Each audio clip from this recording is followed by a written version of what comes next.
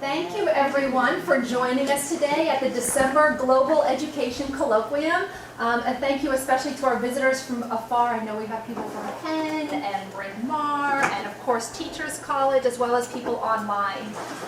Today, our colloquium speaker is Shanila Kojamulji, who joins us from Teachers College at Columbia University in New York City.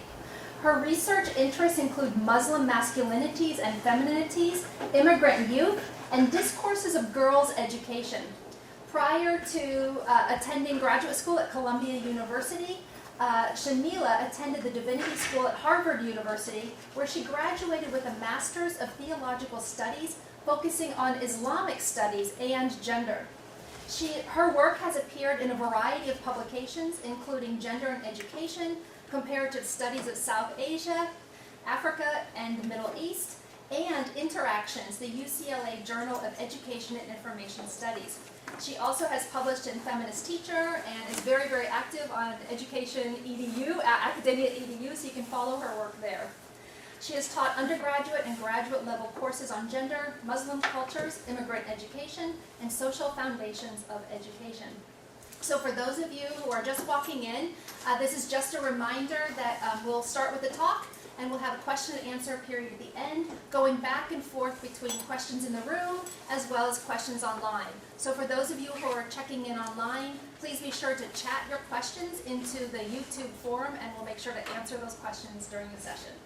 Thank you all for joining us, and thank you, Shanila, for your presentation.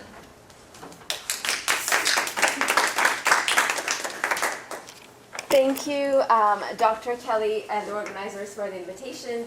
I am really honored to join this line of speakers for the colloquium. Today my presentation will focus specifically on the emphasis on girls' education that we are observing in the broader space of international development.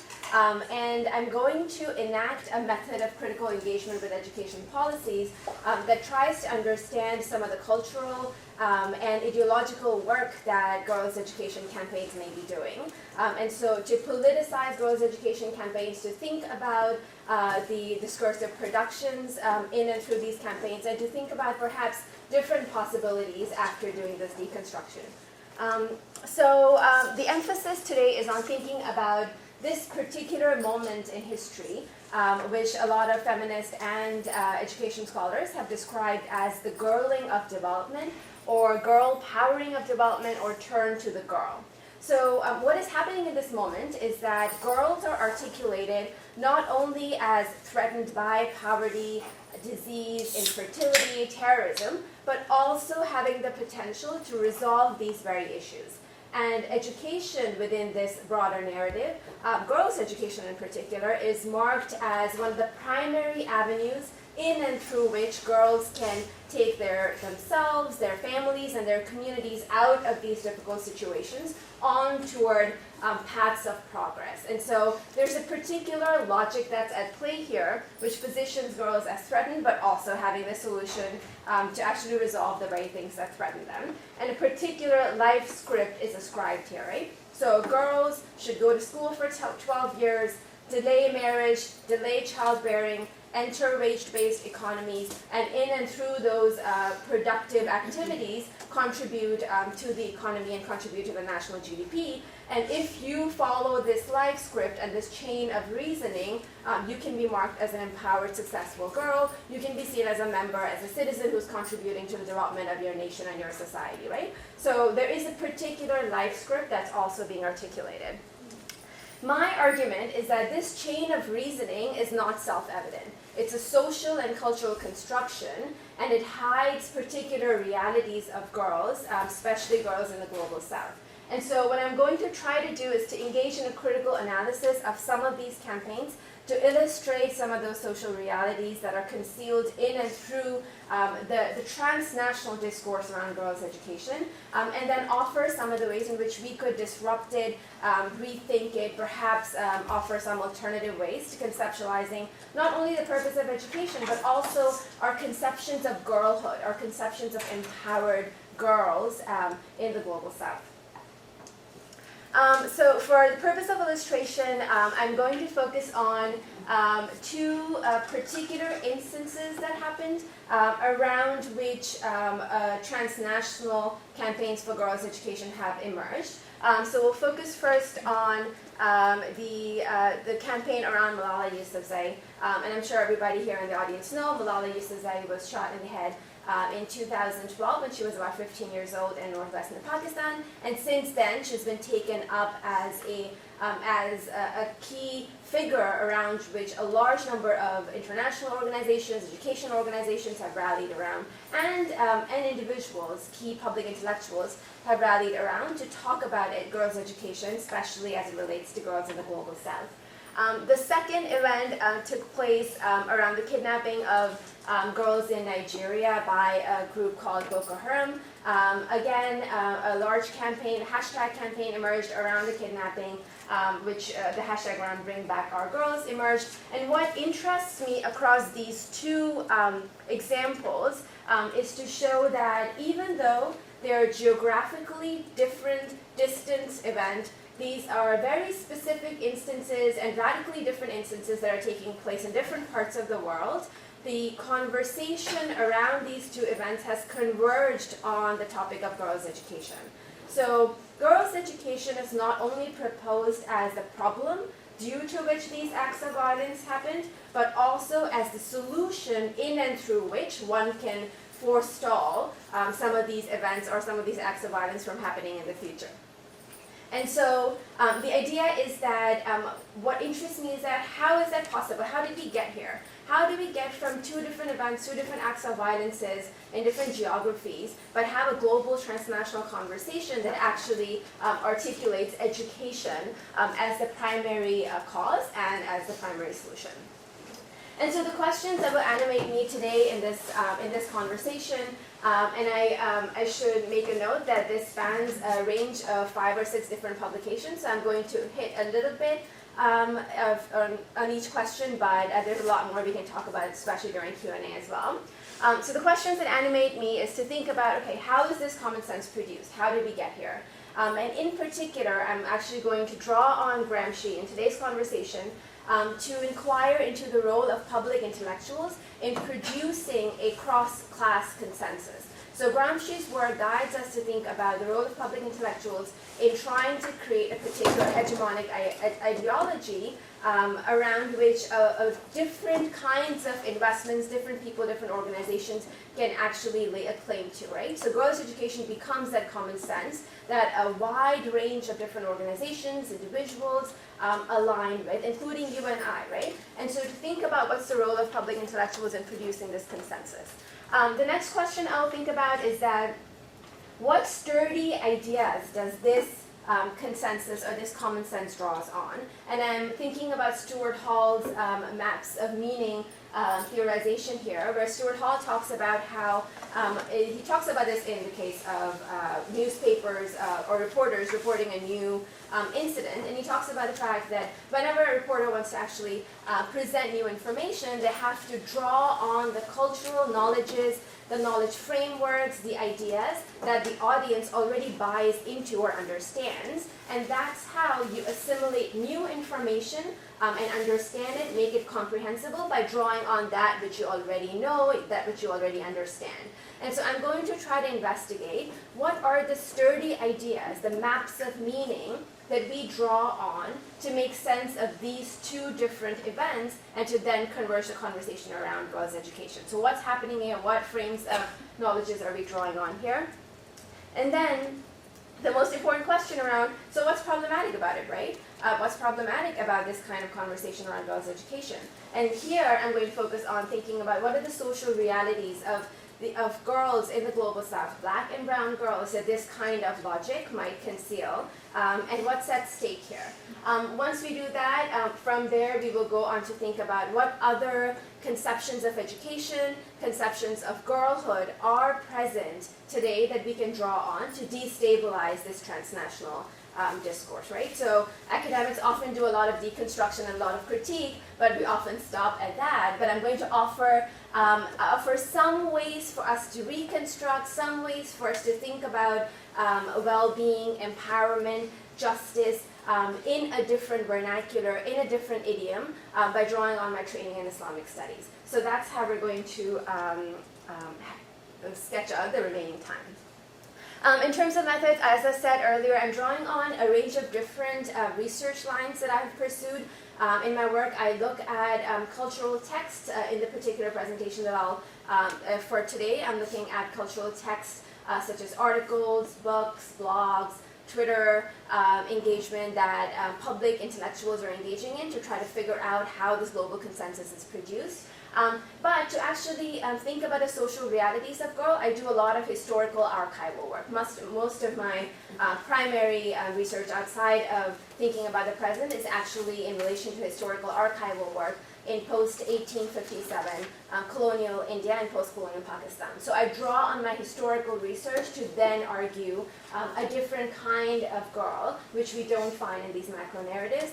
In addition, I've spent 2 years working with adolescent girls in the province of Sindh in Pakistan. And so I also draw on my field work with girls who are in Pakistan right now to also disrupt and produce another kind of reality that is at play here to essentially signal a multiplicity of girlhoods that this kind of dominant discourse might ally. So those are some of the ways in which we will think about an entire conversation today. To talk first about establishing a global consensus around girls' education, I'm going to show some snippets from key public intellectuals and try to elaborate how different kinds of systematicities are created across these two conversations and how education is then articulated as a problem and also as a potential solution. So let's first look at Gordon Brown. Gordon Brown is the former Prime Minister of the UK. He's also the current envoy for global education. This is only an excerpt. In my articles, I have a much deeper engagement with some of his work. But what I wanted to show here was this particular quote, and it's actually part of an entire article, where he talks about how Chibok girls, these are the girls in Nigeria that we talked about, were kidnapped simply because they wanted an education. The Chibok girls have become a powerful symbol of this wider struggle for girls' rights. And so what I'm trying to show here is that as we talked about in relation to the kidnapping of Nigerian girls, the organization Boko Haram that kidnapped these particular girls is a complex, radicalized organization that doesn't just kidnap girls. A month before this kidnapping happened, they actually killed about 50 boys in a nearby village. 2 months later, they actually did another kind of campaign, again a similar kind of kidnapping campaign against boys and girls. They have hit other state targets and international targets such as the UN.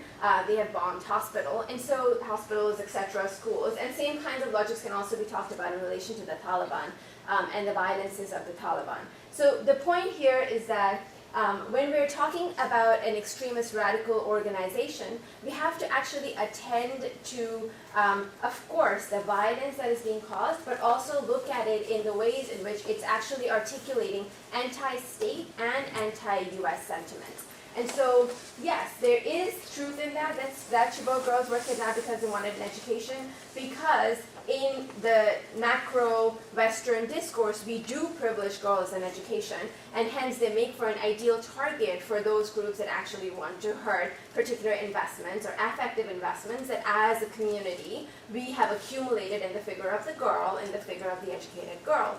At the same time, these groups are also hitting other key symbolic targets such as the UN. Right? And so to think about violence enacted in this space, we have to actually engage in a much expanded and much deeper engagement than simply create a systematicity here that we see. I'll show a couple more examples here. Nicholas Kristof is a New York Times columnist. A lot of feminists and education scholars have. I see smiles in those. A lot of feminists have written about his work. Some of the simplistic, reductive work that emerges there. So I'm not going to spend too much time. But here we have. He says Boko Haram militants attacked what is even scarier to a fanatic, a girls' school. That's what extremists do. They target educated girls, their worst nightmare. That's why the Pakistani Taliban shot Malala.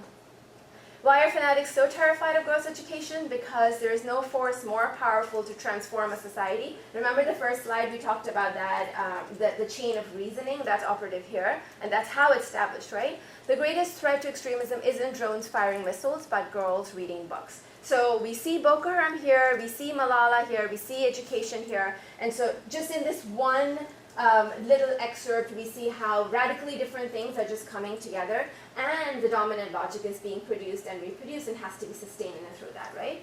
Another public intellectual, what happened to Malala, Nigerian schoolgirls, it's education that's being targeted and it's powerful, right? So do you see, what I'm trying to explain here is the role of public intellectuals in actually making meaning of the events that happened, which are radically different, and may call for a different kind of interpretation as well. But this is what we see here is the production of this consensus. However, before I move on to think about some of the ideas or sturdy maps of meaning that this draws on, I want to pause here to note that girls' education discourse, as we are talking about, is actually a race, class, and in some ways a religion discourse as well, right? So this is not a discourse that you will use for American girls. That doesn't mean that marginalization of American girls doesn't happen. We have discourses of teenage pregnancy, we have a range of different kinds of discourses in the US which marginalize black and brown girls as well.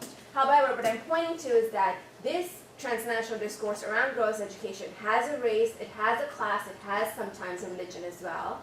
And as you can see, this is a brown, black, sometimes Muslim religion, this discourse, right? And so in thinking about the sturdy ideas or knowledges that this discourse draws on, we have to then go back and think about what are the knowledges that already circulate about black and brown girls, their families, their communities, right? And that's where we can actually figure out and we can catch how this consensus is produced.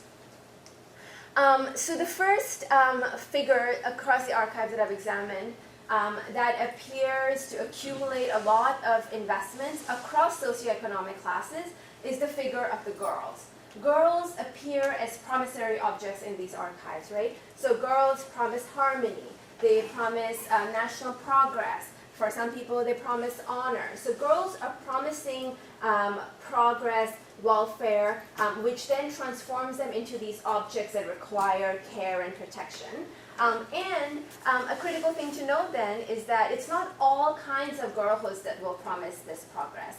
It's a particular enactment of girlhood grounded in girl power ideologies that promises this kind of national, familiar, communal project.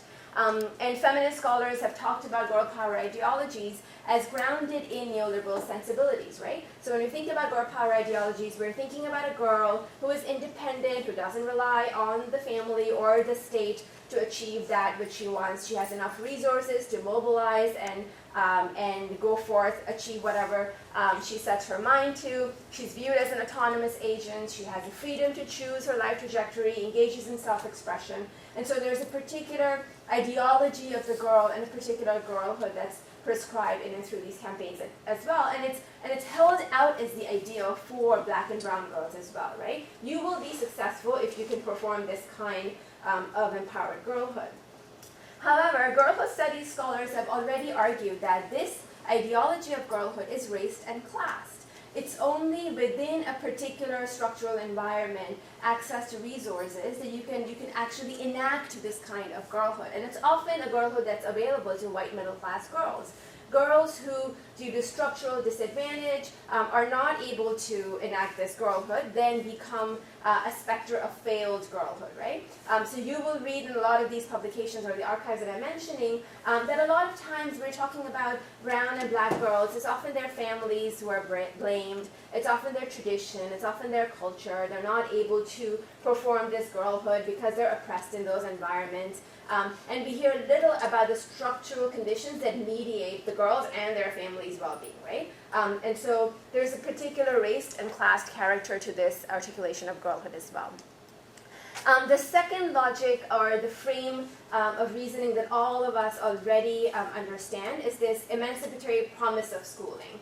As a society, we have a lot of investment in thinking that schools actually create a level playing field for everybody, regardless of your race, gender, socioeconomic class. That's the myth of meritocracy, or I just gave up, it's a myth.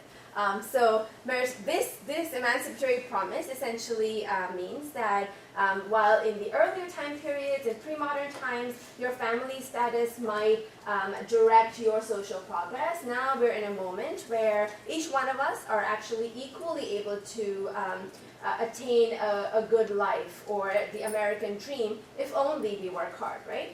And that kind of emancipatory promise is what we buy into. However, Marxists and critical scholars in education have already noted how schooling is an enterprise that often reproduces labor for a hierarchically organized market. Schooling reproduces race, class, gender subjectivities.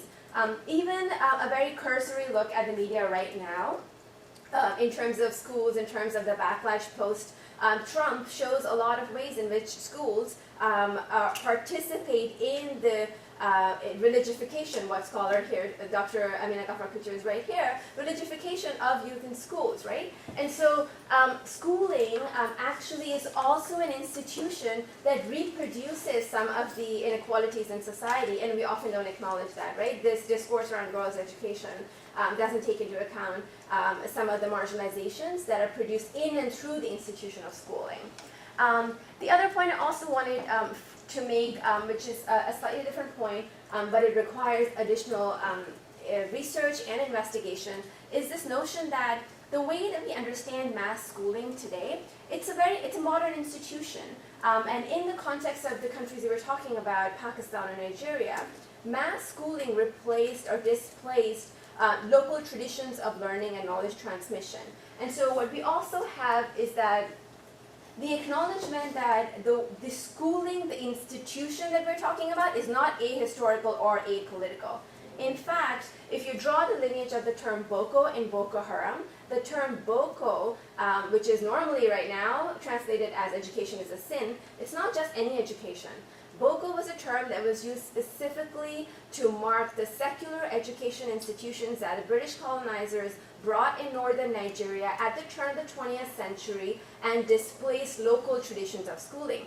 So this term, this grievance has a history. It has a history in terms of how colonial institutions are displacing local institutions, and Boko Haram is a pejorative term that actually makes a claim to something that was there before the colonizers came, right? And so this kind of engagement with thinking about some of the grievances, and of course, we're not talking about Boko Haram right now, the way it takes up its own language and articulates its grievances may also not draw on this history, but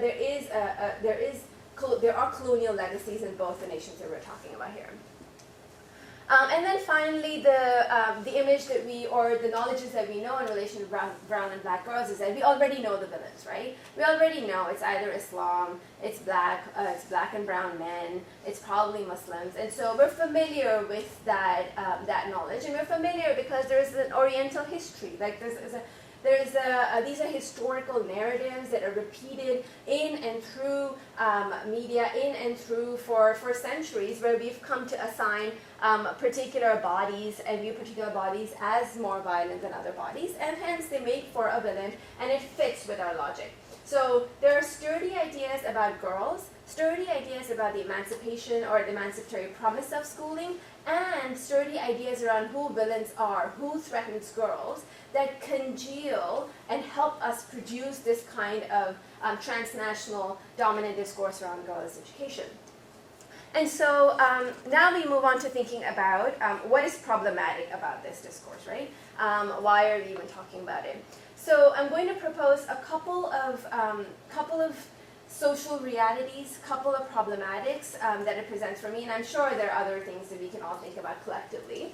So the first argument I want to make is that this kind of exclusive focus on girls' education, it often invisibilizes the historical and political conditions that produce contemporary social inequalities, right? If we're actually talking about poverty, if we're actually talking about gender discrimination, if we're actually talking about radicalization of specific elements in Pakistan and Nigeria, this requires work in history. This requires acknowledging complicities.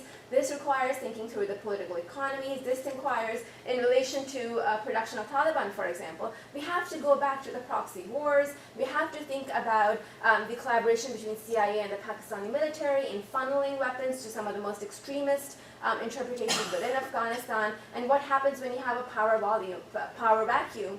These are the same extremist interpretations or people who prescribe to them that actually take control, right? And so to actually think about why marginalization and contemporary inequalities are being produced, we need to actually have a little bit of more historical understanding about it so that we can contextualize it and also produce structural solutions to it, right? We can't just responsibilize girls to address the very poverty that they're experiencing. Poverty is a structural issue, right? We have to talk about trade relations. We have to talk about structural adjustment programs in relation to Pakistan. We have to talk about state corruption. There are multiple reasons and multiple causes that congeal together to bring these kinds of marginalizations. And so lack of access to schooling, high unemployment, all of these are effects, right? These are effects of structural issues and hence require structural engagement as well. A lot of education scholars have already talked about how schooling is only one of the variables to promote girls' well-being. In relation to Pakistan, there are studies that talk about having surplus monies to actually buy uniform, secure transportation. I was working in it's a village called Tanja Mohammed Khan in Pakistan last summer, and some of the parents that were in my focus group, they were essentially arguing for transportation as the highest need for these girls to actually be able to go to school. There are also others who actually talk about the fact that schools are not leading to any jobs and girls are more productive if they stay at home and partake in reproductive labor. I'm going to share another example. In a different village, Aliabad, also in the province of Sindh in Pakistan, I was doing focus groups with girls who were in school and also girls who decided to leave school. The questions were around why did you leave school? And a range of different precarities emerged, but one that stood out to me the most was a lot of these girls from this village, if you have a 10th grade education, your automatic pathway, remember the chain of reasoning, you will then work in the productive economy, right? So the automatic pathway was that there's a pharmaceutical company right near the village, and so most of the girls, once they finish their 10th grade, and these are Ismaili Muslim girls, for those of you who are from that community, most of the girls would then go into the pharmaceutical company. Now, that company has extremely exploitative working conditions. It's a chemical plant, there are no safety rules, there are really long working hours, and the girls also complain that their wages are very low. And so what we have here is that these girls, if they go through this life script, would be marked as empowered, but these girls, this was an extremely difficult situation for the girls, and hence they decided that, wait, I'm going to drop from school because this is not the kind of life I would want. I would rather actually partake in reproductive labor, take care of the fields. The people in this community have very small, that's also a problem, right? We moved from a very sustainable environments where people could produce their own food to now a reduction of land as a result of land grabs. A reduction of land, and so they still have some land, they still try to make their own food, and so to feed their own families, but the point is that they decided that partaking in reproductive economy was much better for them than actually going to school and then ending up at that pharmaceutical company. But this is the line, this is the life script that is not marked as ideal, right? That's not what successful girls or empowered girls would do. You need to partake in productive economy so that you can monetize your body, partake in the growth of the GDP. And that's how we think about development, right? We think about development in we reduce it to economic metrics and economic logics. The other problem in relation to these discourses is that this common sense produces girls as all alike, right? So Gordon Brown talks about Malala as everyone's daughter. And if we do a visual analysis of some of the images that appear in and through these campaigns, you will see that all these girls, some are from South America, others are from Africa, others are from Asia, all of these are presented as if they are same. They're presented as stable, fixed, knowable categories. If we know one of you, we know every one of you, and if we devise a project intervention for one of you, we can actually take it up and put it in another situation and we'll be okay, right? And so this kind of discourse then also elides differences of race, gender, sexualities, nationalities that require different kinds of interventions if we're actually interested in improving the lives of these different girls, right? And then finally, and I alluded to this earlier, in this discourse, education is reduced to its economic logics, right? But we forget that this kind of education, and we have to think about schooling in the ways in which it's reduced to neoliberal sensibilities, right? You go to school because then you need a job. And in this case, for the black and brown girls that we're talking about, it's often really low-paying exploitative jobs that they end up in, right? And so there are a range of other precarities that schooling also engenders in these communities that we're failing to acknowledge. The first precarity is that it, at the onset, deprioritizes, devalues women's women and girls' reproductive labor, right? This is an old argument, and it's been in relation to a lot of development, the intervention of gender in development since the 1970s, right? The devaluation of women's reproductive labor, which then puts pressure on the professions that care-based professions, so teaching, nursing, all these professions, because we imagine that women are naturally nurturing, and so it kind of puts pressure on all of those professions as well, and you have downward pressure on the wages in these professions as well. And so there's a lot that's going on as a consequence of this narrowing as well. And then finally, and it's important, I think, as a feminist, for us to actually call for and ask for living wages and income, higher levels of income. It's not just work. Our life script that allows, in the first slide when I was talking about the life script that's actually popularized in and through girls' education, no, they shouldn't be able to just land a factory job. Or if you're landing a factory job, it should come with scaffolding. It should come with a wage that can allow you to support yourself, your family. There should be rules around that minimize your exploitation. And that's the call that may actually be more beneficial to the girls that we're talking about in terms of income levels than just participating in waged work. If you look at, I just recently discovered it, I'm sure some of you have read Nicholas Kristof's Half the Sky. If you open the cover in the front few pages, you will see that the end space for these girls, he talks about factory jobs. And factory jobs are exactly what the girls in my focus group in Aliabad, in Pakistan, said we don't want.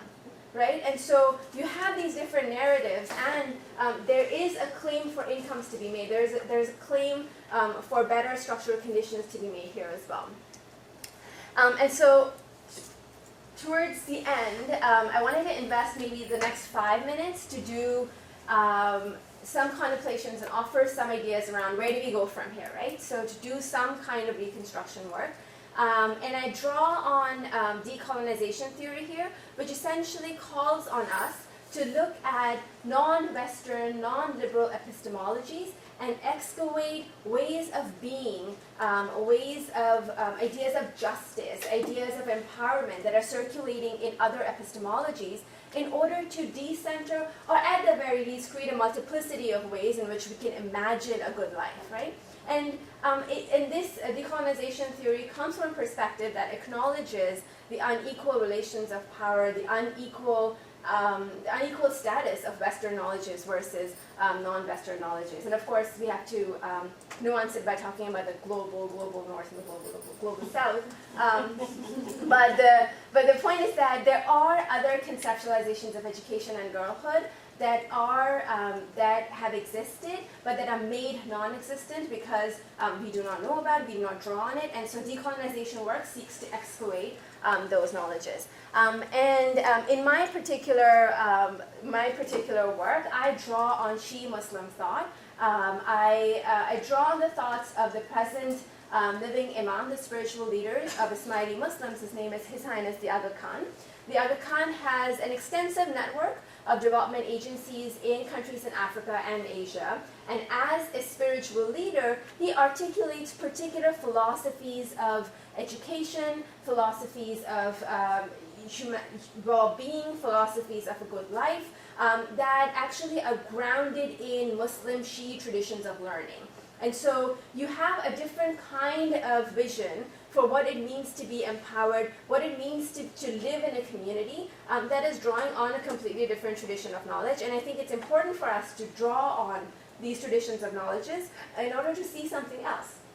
And so, and I also want to point out, this is just one possibility, right? I write about this from my own academic study of Islamic studies, and I'm sure, and there indeed are scholars who draw on different philosophies, especially from Latin America, to do this kind of disruptive work as well, scholars who are doing decolonization work. And so if we look at His Highness's thoughts, we will see that he outlines an agenda for development that seeks to move beyond economic metrics. If you look at his work, and I have an entire publication here, so I can't invest more time, but I'm going to try to do a little bit summarizing. And so he talks about thinking about quality of life in measures that cannot be reduced to economic logics. We have to think about quality of life in and through idioms that we can't measure. Right? We have to think about quality of life as his organization has articulated a theory of multi-input development, which essentially talks about the fact that if you're thinking about an individual, you have to provide resources for the individual, but also for the community. You have to provide resources for governance. Governance is a big issue in some of these countries that we're talking about that we often don't see in transnational discourses. And so we have to think about modes of knowledge production, and we have to invest in a range of different spaces and think about development in these complex terms. He also calls for an expanded purpose of education. So like I said, in the chain of reasoning that the Girls' Education campaigns articulate, we see ourselves as untapped market. You are untapped resources, and once we are done with our educations, we have to partake in productive labor in order to contribute to the GDP, right? And that's why we get an education.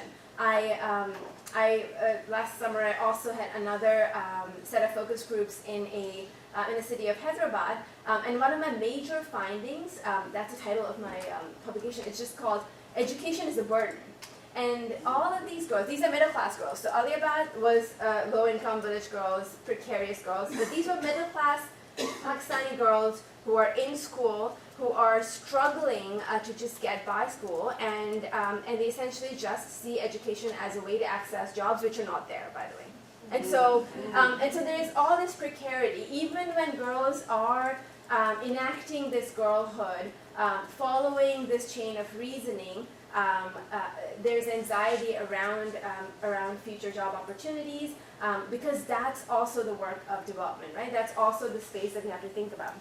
And so the Aga Khan also notes that you have to think about the purpose of education in more expanded terms. You have to think about education as allowing us to appreciate Allah's creation, for education to actually helping us to build our own communities, help our own families, and also to engage in building our material or accumulating wealth, for example, but it cannot be outside the ethics of Islam, right? And so he puts this framework around where one views individual welfare and individual education and its purpose in relationship to one's community, however one defines it, and in relation to the public good and the responsibility that one has. So there is no longer that self-interested agent of neoliberalism who does everything by a calculated mechanism of enhancing accumulation of wealth. But no, there's an individual who looks at empowerment relationally. There's investment in education, in communities empowerment as well as self-empowerment, right? So we're thinking about empowerment more relationally here.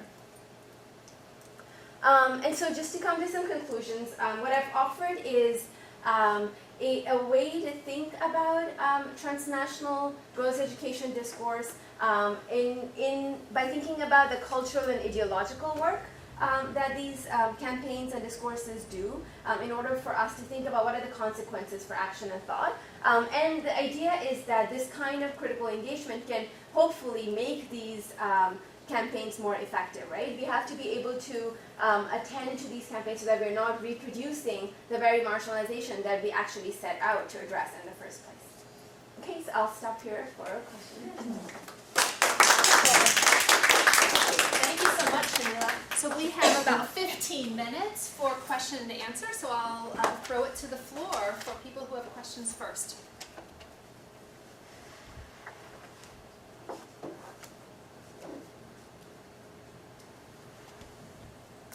guess you answered everyone's questions. No. It'll come. People take a couple of minutes. That's fascinating. Can you speak a little bit to how you came to this study and sort of the formulation of it? It's quite a unique sort of framework for thinking about your own research. Right. I started essentially thinking about this convergence on girls and girls' education, and that was perhaps the starting point. It did bother me that there are radically different girls, but we're only using a particular idiom to think about them. And the lack of imagination here, the reductive discourses around girls that's the point that kind of got me to thinking about it a little bit more. And what I've presented here, as I said, it's a work for over 3 years. So I started thinking about the present, then moved on to thinking about some of the historical realities that are made invisible. Then moved to thinking about, okay, I can't just do deconstruction all the time. I have to also offer new ways of thinking. So to moving to decolonization. So the trajectory that you see has developed over 3 or 4 years, and then just piecing it together around how do we move from here to something else. And like I said earlier, my other line of research is actually thinking about how do we get here historically in relation to Pakistan. So I'm looking at women's writings from the turn of the century, Urdu writings, to think about how do we think about education in the context of colonial India. And that's, in a way, I'm trying to write a history of the present, that while this stays in the present, I do feel that we have to also inquire into how did we even get here? How did we move from the construct of Muslim woman, who used to be a major figure of regulation, reform, education, to girls, right? So there's also a different category that's emerging, and it's a very recent category. And so I'm tracking its emergence in the last 150 years in colonial India too.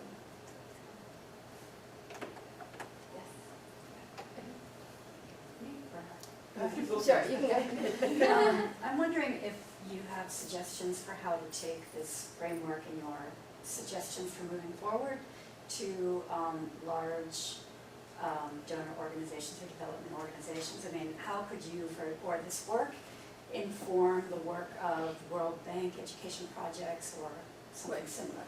And so I think so the last slides that I was talking about and the final publication is my attempt to actually try to do that.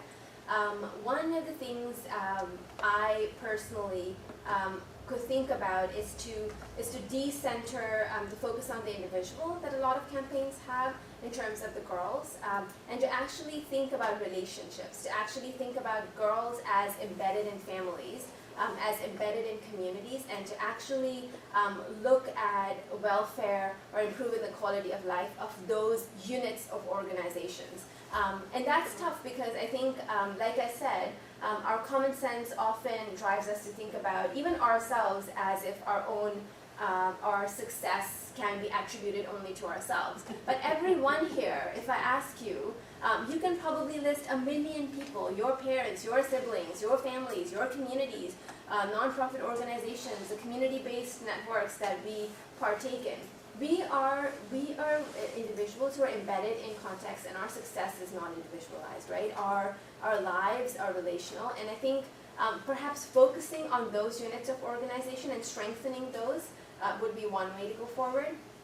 The other idea that I already talked about earlier is for us to actually perhaps look at the marginalizations or experiences that girls have right now, that we're concerned with, right? We're concerned with violence against particular girls, to look at them as effects, right? They are effects. This happens due to a myriad other things that are at play, and to perhaps think about issues such as governance, to perhaps think about issues such as fragmentation along tribal lines, to think about how does radicalization takes place, to think about government corruption, to think about, like in the case of Pakistan, the military that goes in and training in the military. So I think there are lots of other spaces for reform that perhaps I would direct attention to instead of thinking about particular acts of direct violence as cause and the solution, right? So I need to stop this violence,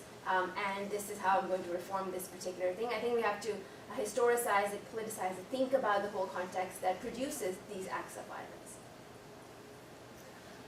Thank you so much. I loved this amazing talk.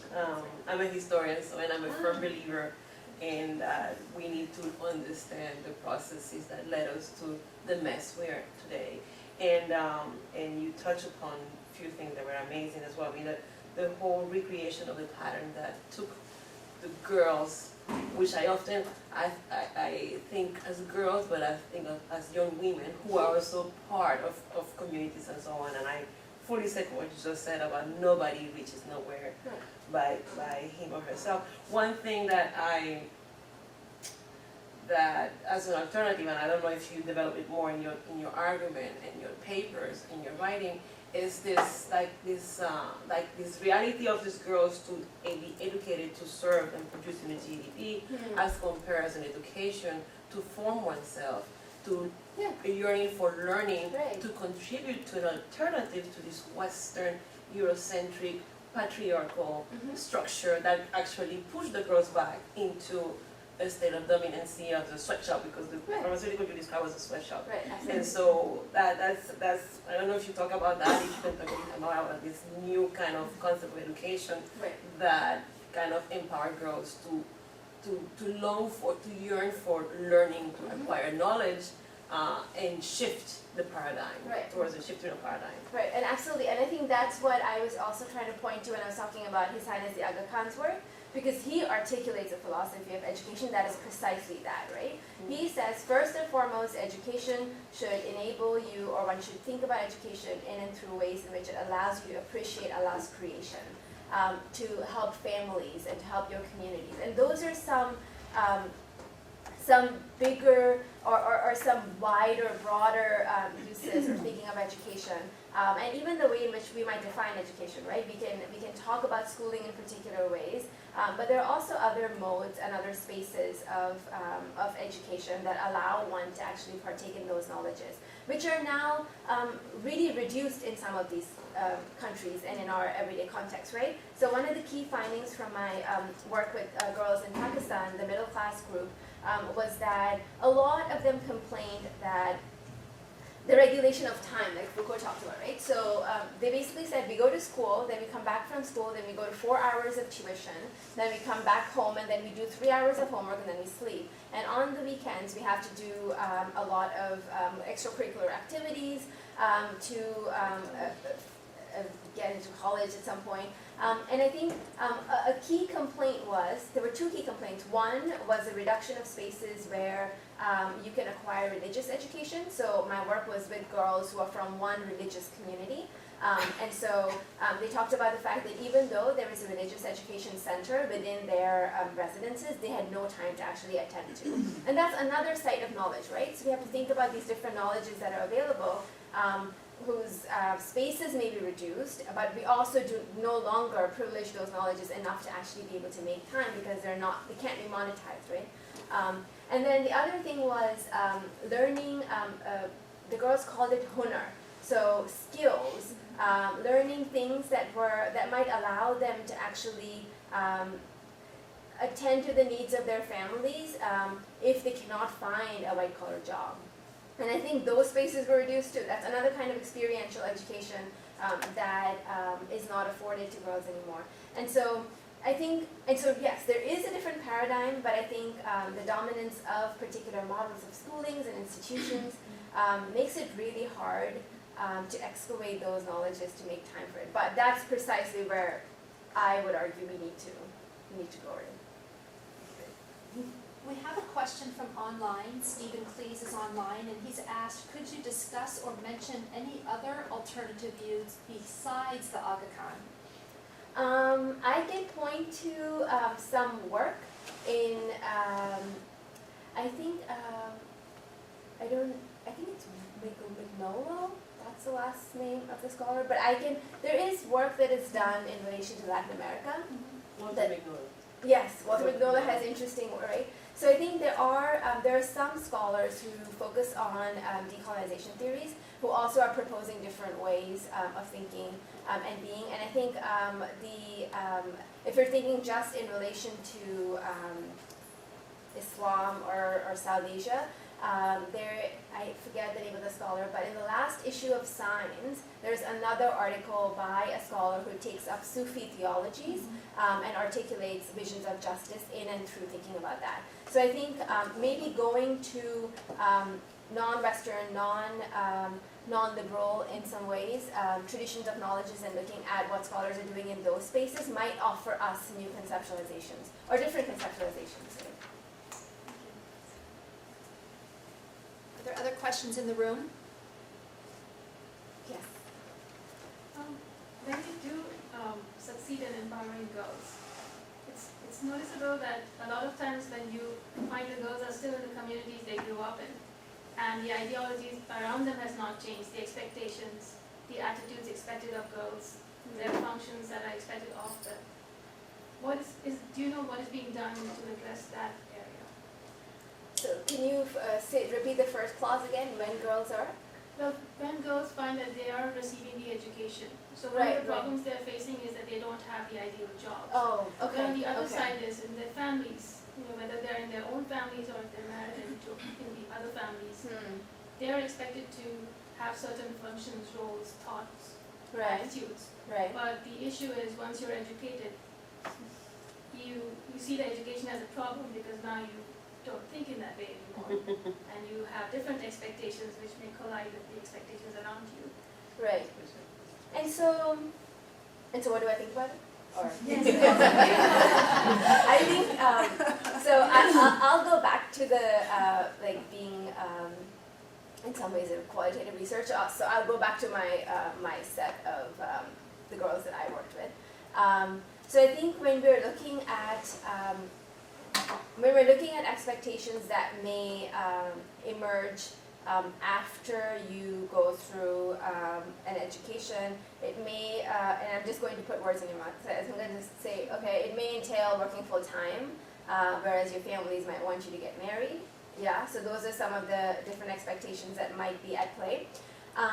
And so I think that negotiation around social norms, familial norms, communal norms versus desires for particular kind of life choices, every one of us goes through those conversations, right? I think it is problematic for me, and I feel that when we often talk about girls in the global south, we often take up these tropes of culture, family, religion as spaces that constrain freedom.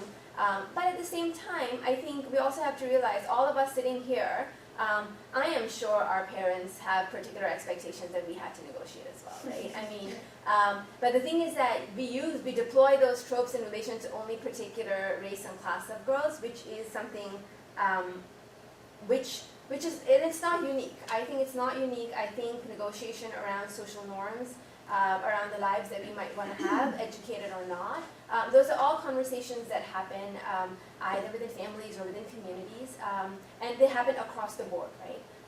And so I wouldn't just say what the people that I worked with, I can imagine how they would negotiate because I know them intimately because of my investment with them, because of my time that I spent in Pakistan and the girls. But I would imagine that if I were to do an ethnographic research with a community in Utah, I might find similar kinds of I might just picked up guitar. I don't know. I've never been there. So don't need to do stuff. So the point is that, yeah. So you see. Yeah.